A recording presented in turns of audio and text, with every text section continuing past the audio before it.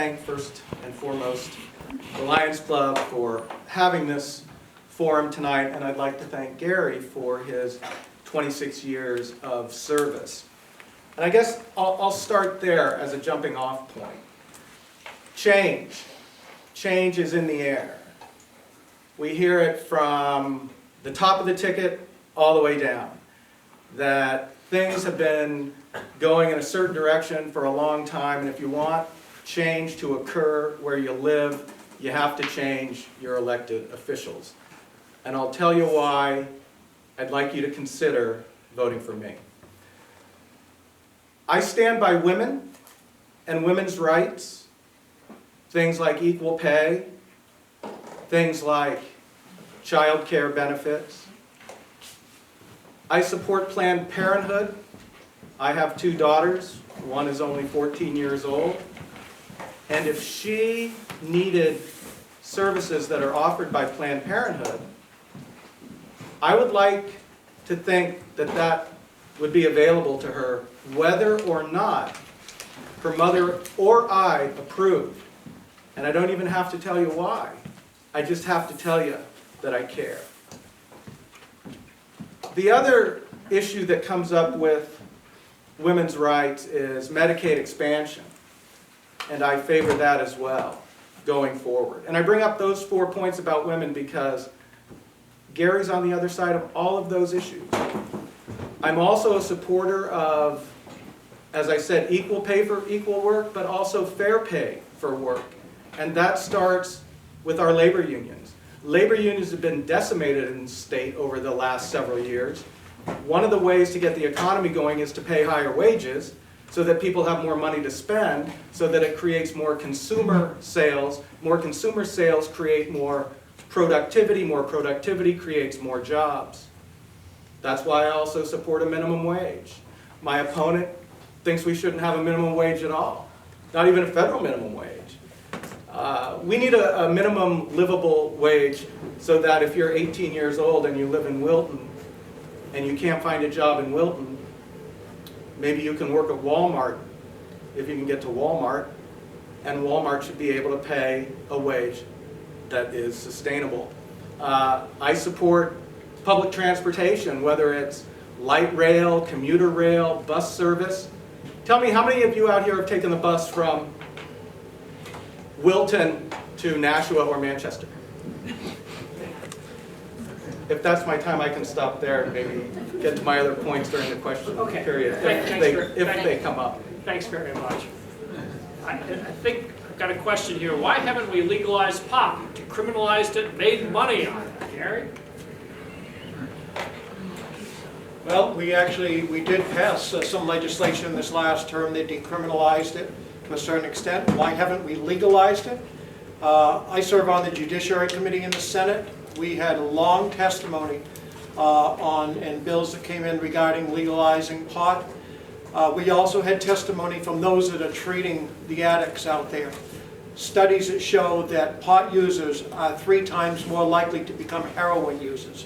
At a time when we have raised the amount to go toward addiction by 75%, now is not the time to start spreading the message that legalized pot is a good thing.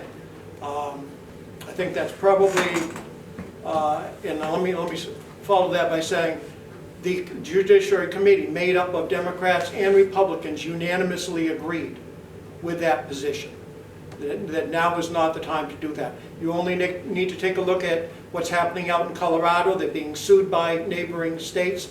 The people who put that in before, the governors and the others in charge, say they would never go that route again if they had to do it over. So I'll leave it at that. Okay, Roger. Wow, it's like somebody planted that question for me, because as many of you know, I totally support the legalization, regulation, and taxation of cannabis. Gary said that there was a bill to decriminalize it, yet he voted against the bill to decriminalize it. In fact, on the floor of the Senate, he said, "This is war." He even said that outside the chamber to the media after the vote. This is war. But it's not a war on drugs. It's a war on people because so many people use cannabis, it's almost like the days just before Prohibition ended. A lot of you may not know this, but I actually do a lot of work in Seattle, Washington, and I've been commuting there for 14 years. It used to be one trip every 6 to 8 weeks. Now it's about one trip every month. So over the last 14 years, I've seen marijuana go from being decriminalized to every marijuana charge in the city attorney's office being thrown out to legalizing medical marijuana. And then in 2012, the state of Washington voted, Citizens Initiative, which we don't have in New Hampshire, voted to legalize, regulate, and tax marijuana. That was 4 years ago. In those 4 years, Colorado did too. So in 4 years, the Laboratory of the States has shown us that people like Gary, people who still think this leads to opioids, they're dead wrong. Studies show that it don't. Gary said pot users are 3 times more likely to use heroin. I have no idea where he gets that statistic, but I'll tell you one statistic. People that take prescription opioids are 80% more likely to get hooked on heroin. He also said that neighboring states sued Colorado. Yeah, 2 neighboring states did sue Colorado, Oklahoma and Nebraska, and that suit was thrown out because states have rights to make their own law. He also said that this is the wrong time to legalize it. I totally disagree. This is the exact right time to legalize it for several reasons, and revenue is not the main reason. The main reason to legalize it is if you look at statistics in Colorado and Washington, opioid overdoses and deaths have gone down. If you look at the 25 medical marijuana states where a patient can get legal cannabis for pain, 2 things have happened. One, once your opioid prescription runs out, you don't go look for heroin. You go to your local store and you buy the cannabis you need to treat your pain. And secondly, a lot of people will opt for cannabis before opioids for pain because it's not addictive. He said there are addicts. We're going to have to treat marijuana addicts. You can't be an addict to marijuana. It's an adaptogen. It adapts to your body. You have cannabinoid receptors in your body. You can only fill them so much. That's why there's never been an overdose. That's why people don't die from it. Nobody has died from it. And the last thing I'll say about legalization, if you look at when people get high on alcohol versus high on cannabis, the alcohol person might say, hey, let's see if I can take that corner at 90 miles an hour. The cannabis user's like, oh, I'll just sit on my couch, maybe watch Netflix, have some Dr. Pepper. Okay. Well, I'm not sure this is a very good lead-in, but Gary, somebody asked, can you comment on fixing the gerrymandering in the state? I don't know whether this is a comment on Hillsborough District 38 or not.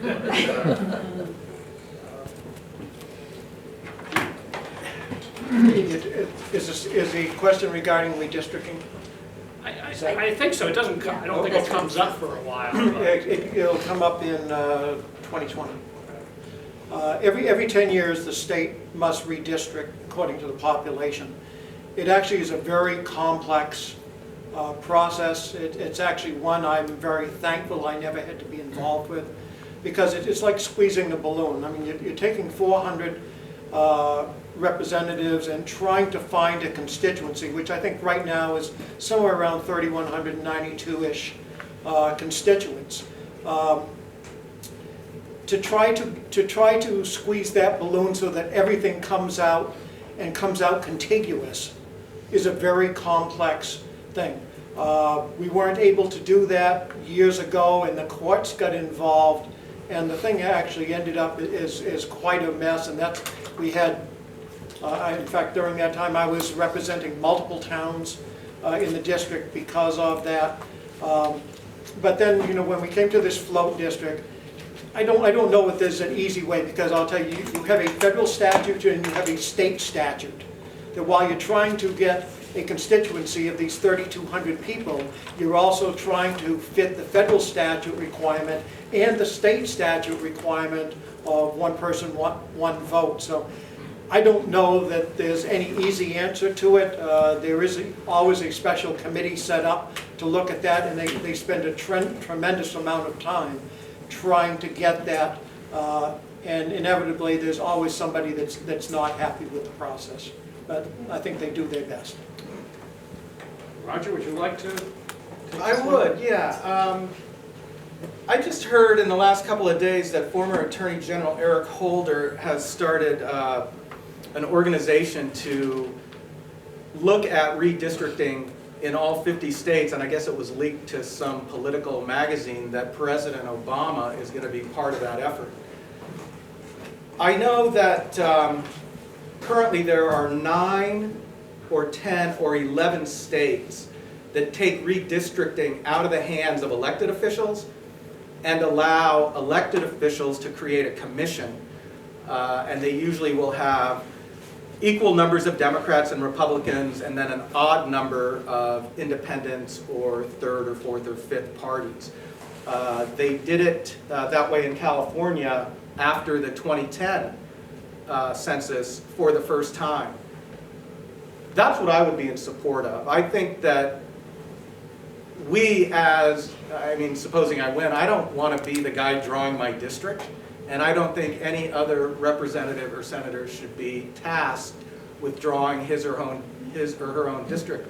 Because with technology now, and the way that you can identify voters as far as party affiliation, you can draw a district that all of a sudden looks like an octopus just so that you can get all the Republicans into one district or all the Democrats into one district, and then have 10 other districts that have just enough of your party, so even though it might be a 50-50 split, you've got 10 seats and they've got 1. It just, it's beyond me why we haven't gotten to that already. Roger, let me ask you the same question I asked the present candidates for representative.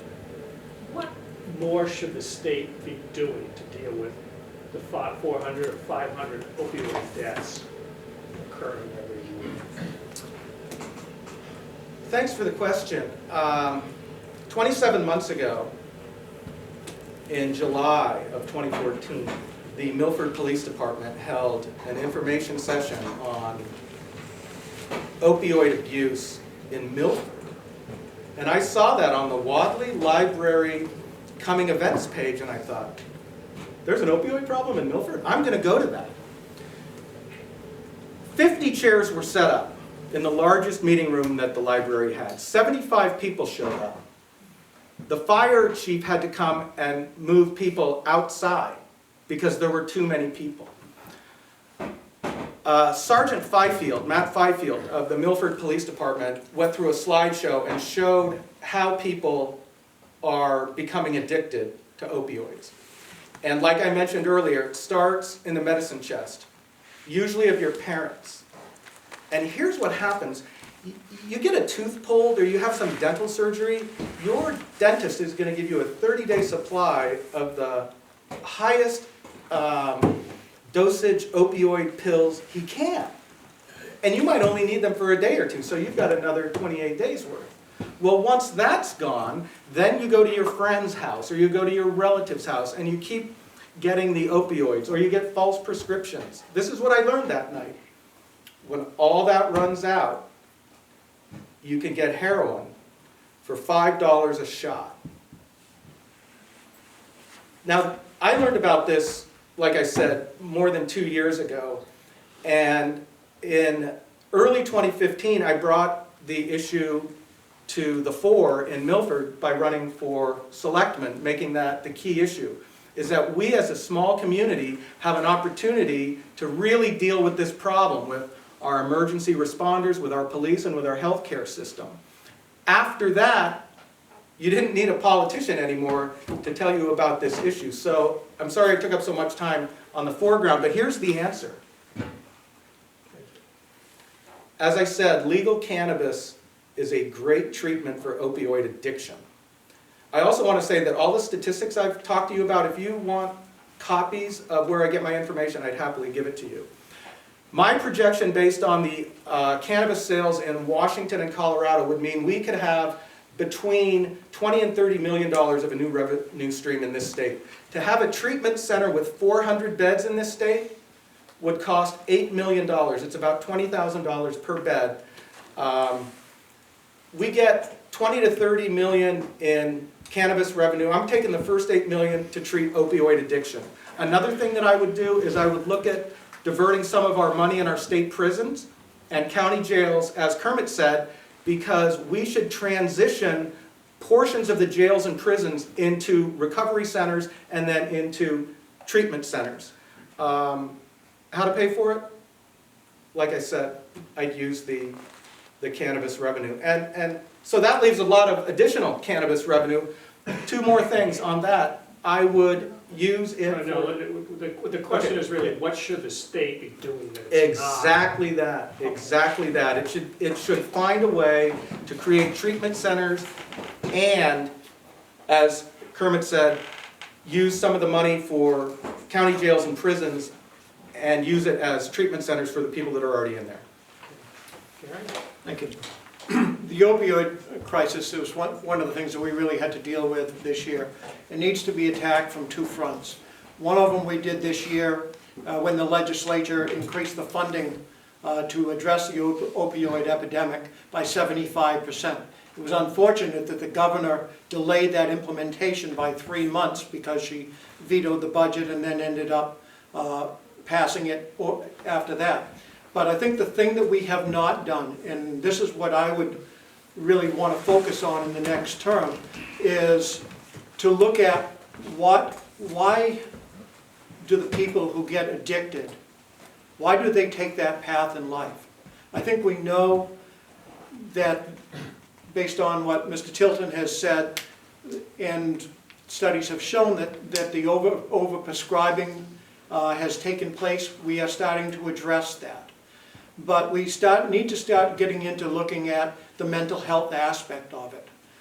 We really haven't done any kind of research to look at what is the source of the problem. See, we can't continue to fight and throw money at the end result, at the addiction part of it. We need to find out, why do people choose this path? What causes them to go? Is it homelessness? Is it unemployment? Is it something else? And we need to start addressing what the source is while continuing to monitor to make sure that we are getting what we expect out of the agencies that are supposed to be treating the end result.